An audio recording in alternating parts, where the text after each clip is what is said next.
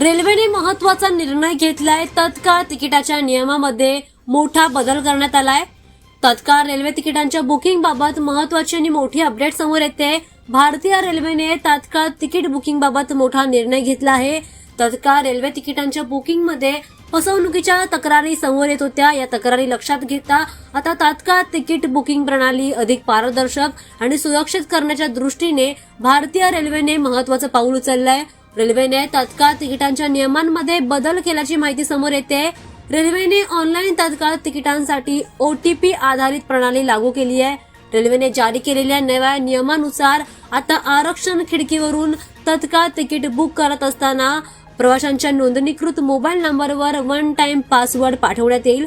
प्रवाशांनी योग्य ओटीपी काउंटरवरील कर्मचाऱ्याला सांगितल्यानंतरच त्याचे तिकीट बुकिंग होईल. येत्या काही दिवसात हा नियम लागू होईल. त्यासोबतच आता सर्व गाड्यांमध्ये ओटीपी प्रणाली लागू होईल. तात्काळ तिकीट बुकिंगच्या रेल्वेच्या नव्या नियमामुळे गैरप्रकार देखील थांबेल. खरंच गरज असलेल्या प्रवाशांना तिकीट मिळेल. तसंच या सुविधेमुळे सामान्य प्रवाशांसाठी तत्काळ बुकिंग आणखी सोपी होण्यास मदत होईल.